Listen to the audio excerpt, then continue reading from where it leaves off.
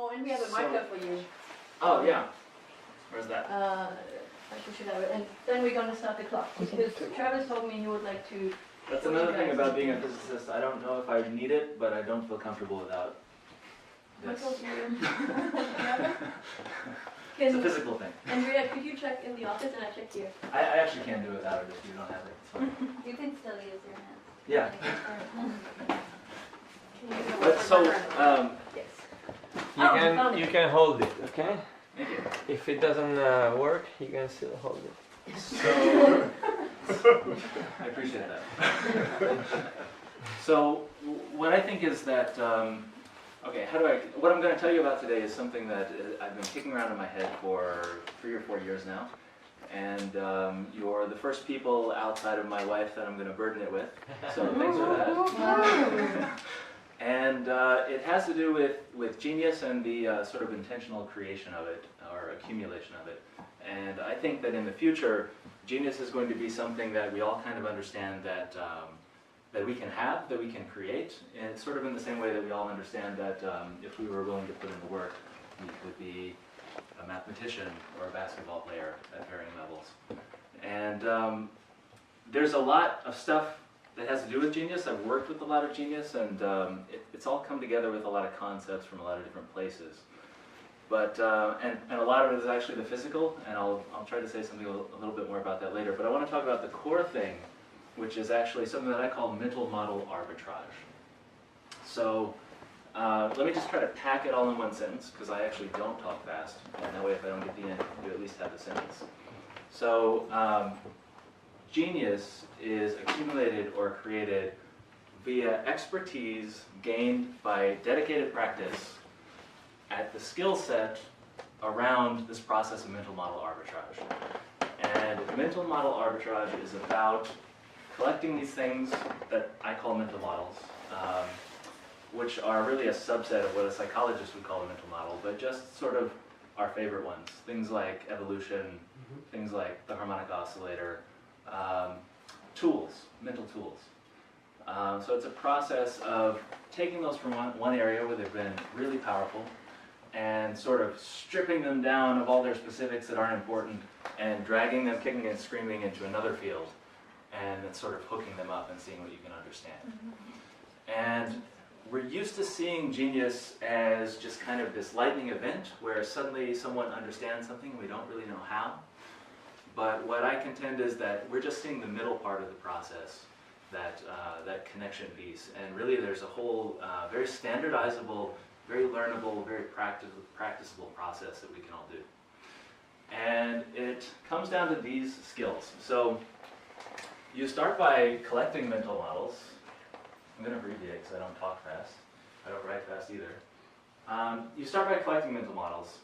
And a lot of people do this actually. People have lists of mental models and they think they'll come back and use them, but they don't. So you have to not just collect it, you have to understand it deeply. And then, this is a key part, you have to generalize it. So I mean that in the mathematical sense. So in the way that you take 1 apple plus 1 apple equals 2 apples, and you change it, you get rid of the apples, and you make it 1 plus 1 equals 2. You have to do that with mental models. And the reason you have to do that is because later, you're going to have to find that, and you're going to have to connect it. So by stripping it and making it general, that process is easier. And the other thing that geniuses do, I've noticed, is that they all obsessively collect problems. And they really do. They're interested in problems in the general sense. They collect them, they keep them in the back of their head, and in the same way that you don't just collect mental models, they don't actually just collect the problems. They think up front really deeply about them, and they generalize them, and they try to understand what's the broadest way I can sort of think about this problem. And the final part, so you've got collection, that's the first skill. You've got to recognize good models, you've got to recognize good problems. The second thing is you have to generalize them. And then that sets you up for the third piece, which is sort of a fuzzy indexed search, to use a Silicon Valley type of term. This is not so practicable, actually, I think. And it actually has a lot to do with the physical. This is when you notice people, when they need to understand something, you sort of you do your reading and you sort of load it in memory, and then you go walk and you think about something else. And that's when your brain is able to grasp, to reach out broadly and to make those connections. But that process is drastically easier if you first explicitly get rid of the specifics and carve yourself sort of big handholds on the problem you're trying to solve so that you can connect it broadly to those mental models that you have. And then I guess the final skill that you need, and this actually isn't incidental. So if you stop here, you're really good at making analogies, but you're not a genius. So the last thing you have to do as a genius is you have to be good at actually making these connections between models and problems in a very literal way.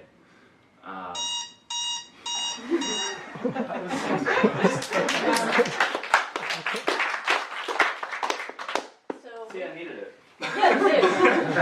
Which mental model have you gotten the most arbitrage out of? That's a good question. I use evolution turns out to be drastically useful all over the place. But I think actually the one that comes up the most is one that actually Radhika, my wife, introduced me to, which is the analogy the mental model of the differential amplifier. So if you're not familiar, a differential amplifier is an electronic component that takes in two signals, and it compares those signals and it outputs another signal which is proportional to the difference between them. So if you're just reading from the other side, you don't know anything about the level of the signals, you only know something about the difference. And that turns out to be a really powerful mental model for understanding why people behave the way they behave. We are, in a lot of senses, differential amplifiers. Over here.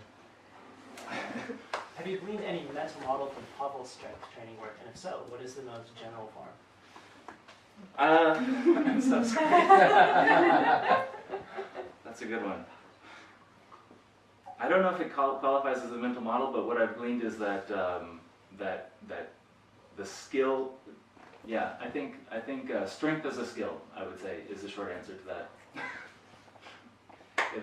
In terms of changing and keeping new mental models, would you akin it to making and establishing a new habit with all the research related to that? Absolutely, yeah. I think building a habit around recognizing this thing might be useful in the future, and it might be worth my thinking about the generalization and keeping it around is definitely a habit. It sounds like you identified a set of people who are geniuses and then observed their behavior, but how did you identify them in the first place? I went to a really good school in physics and just sort of got thrown in with them, thrown in with the sharks. And I'd like to say one more thing. I'm going to cheat because I'm last.